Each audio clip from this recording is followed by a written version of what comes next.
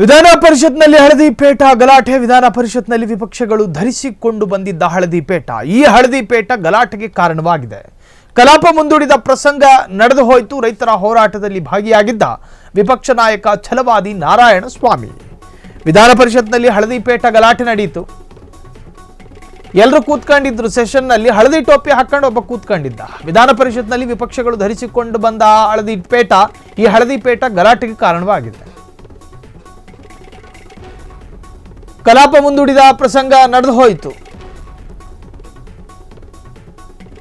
ರೈತರ ಹೋರಾಟದಲ್ಲಿ ಭಾಗಿಯಾಗಿದ್ದ ವಿಪಕ್ಷ ನಾಯಕ ಛಲವಾದಿ ನಾರಾಯಣ ಸ್ವಾಮಿ, ವಿಪಕ್ಷ ಸಚೇತಕ ರವಿಕುಮಾರ್ ಹಳದಿ ಪೇಟ ಮತ್ತು ಹಸಿರು ಶಾಲ್ ಧರಿಸಿ ಕಲಾಪ ಪ್ರಶ್ನೋತ್ತರ ಕಲಾಪ ಮುಗಿದ ಬಳಿಕ ರೈತರ ಪ್ರತಿಭಟನೆಯ ಬಗ್ಗೆ ವಿಷಯ ಪ್ರಸ್ತಾಪಕ್ಕೆ ವಿಪಕ್ಷ ನಾಯಕ ಛಲವಾದಿ ನಾರಾಯಣ ಸ್ವಾಮಿ ಎದ್ದರು. ಈ ವೇಳೆ ಕಾಂಗ್ರೆಸ್ ಸದಸ್ಯ ರಮೇಶ್ ಬಾಬು,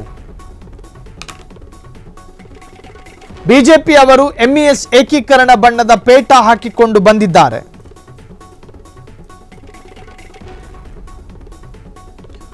ಇದನ್ನು ನಾವು ಖಂಡಿಸುತ್ತೇನೆ.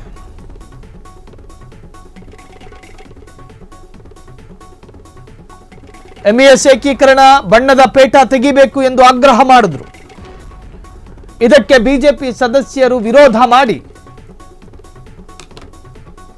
ಈ ವೇಳೆ ಸದನದಲ್ಲಿ ಗಲಾಟೆ ನಡೆಯಿತು. ರೈತ ವಿರೋಧಿ ಸರ್ಕಾರ ಅಂತ ಬಿಜೆಪಿ ಸದಸ್ಯರು ಘೋಷಣೆ ಕೂಗಿದ್ರು. ಆಡಳಿತ ವಿಪಕ್ಷಗಳ ನಡುವೆ ಪರಸ್ಪರ ಘೋಷಣೆ ಕೂಗಿ ಆಕ್ರೋಶವನ್ನು ವ್ಯಕ್ತಪಡಿಸಿದ್ರು.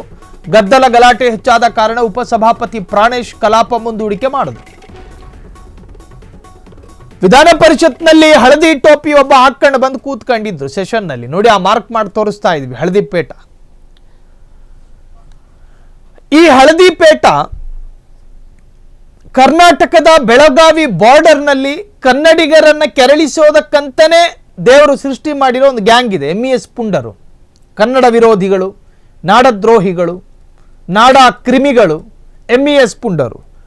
ಕನ್ನಡದ ವಿರುದ್ಧವಾಗಿ ಮಾತನಾಡೋರು, ಕನ್ನಡದ ಅಸ್ಮಿತೆಯ ಬಗ್ಗೆ ಮಾತನಾಡುವವರು, ಕನ್ನಡಕ್ಕೆ ಅವಮಾನ ಮಾಡುವವರು, ಕನ್ನಡವನ್ನು ಅಪಮಾನಿಸುವವರು. ಕನ್ನಡ ಅಂದ ತಕ್ಷಣ ಅವರು ಕಿವಿಗೆ ಕಾದ ಸೀಸಾ ಬಿದ್ದವರಾಗಿ ಕುಣಿದಾಡ್ತಾರೆ ಅಂತ ಹುಚ್ಚನನ್ ಮಕ್ಕಳು ಟೋಪಿ ಹಾಕ ಬಂದಿದ್ರು. ಇದು ಹಾಕಿದ ಕೂಡಲೇ ರೂಲಿಂಗ್ ಪಾರ್ಟಿಯ ಒಂದಷ್ಟು ಪುಣ್ಯಾತ್ಮರಿಗೆ ಅದು ಎಲ್ಲಿತ್ತೋ ಕೋಪ, ಅವ್ರು ಸೈಡಿಗೆ ಹೋಗಬೇಕು ಅಂತ ಹೇಳಿ ಆಕ್ರೋಶವನ್ನು ವ್ಯಕ್ತಪಡಿಸಿದ್ರು. ವಿಪಕ್ಷ ಸಚೇತಕ ರವಿಕುಮಾರ್ ಹಳದಿ ಪೇಟ ಮತ್ತು ಹಸಿರು ಶಾಲು ಧರಿಸಿ ಕಲಾಪಕ್ಕೆ ಹಾಜರಾದರು. ಪ್ರಶ್ನೋತ್ತರ ಕಲಾಪ ಮುಗಿದ ಬಳಿಕ ರೈತರ ಪ್ರತಿಭಟನೆಯ ಬಗ್ಗೆ ವಿಷಯ ಪ್ರಸ್ತಾಪಕ್ಕೆ ವಿಪಕ್ಷ ನಾಯಕ ಛಲವಾದಿ ನಾರಾಯಣ ಸ್ವಾಮಿ ಎದ್ದರು. ಈ ವೇಳೆ ಕಾಂಗ್ರೆಸ್ ಸದಸ್ಯ ರಮೇಶ್ ಬಾಬು, ಬಿಜೆಪಿ ಅವರು ಎಂಇಎಸ್ ಏಕೀಕರಣ ಬಣ್ಣದ ಪೇಟ ಹಾಕೊಂಡು ಬಂದಿದ್ದಾರೆ. ಇದನ್ನು ನಾನು ಖಂಡಿಸುತ್ತೇನೆ. ಯಾವತ್ತೂ ಸದನದಲ್ಲಿ ಇಂತಹ ಘಟನೆ ಆಗಿರಲಿಲ್ಲ. ಎಂಇಎಸ್ ಏಕೀಕರಣ ಬಣ್ಣದ ಪೇಟ ತೆಗೆಯಬೇಕು ಎಂದು ಆಗ್ರಹ ಮಾಡಿದ್ರು. ಇದಕ್ಕೆ ಬಿಜೆಪಿ ಸದಸ್ಯರು ವಿರೋಧ ಮಾಡಿ ಆ ವೇಳೆ ಸದನದಲ್ಲಿ ಗದ್ದಲ ಗಲಾಟೆ ನಡೆಯಿತು. ರೈತ ವಿರೋಧಿ ಸರ್ಕಾರ ಅಂತ ಬಿಜೆಪಿ ಸದಸ್ಯರು ಘೋಷಣೆ ಕೂಗಿದ್ರು. ಆಡಳಿತ ವಿಪಕ್ಷಗಳ ನಡುವೆ ಅಪಸ್ವರ ಘೋಷಣೆ ಕೂಗಿ ಗದ್ದಲ ಗಲಾಟೆ ಹೆಚ್ಚಾದ ಕಾರಣ ಉಪಸಭಾಪತಿ ಪ್ರಾಣೇಶ್ ಕಲಾಪವನ್ನ ಮುಂದೂಡಿಕೆ ಮಾಡಿದ ಘಟನೆಯೂ ಕೂಡ ನಡೆದು ಹೋಯಿತು.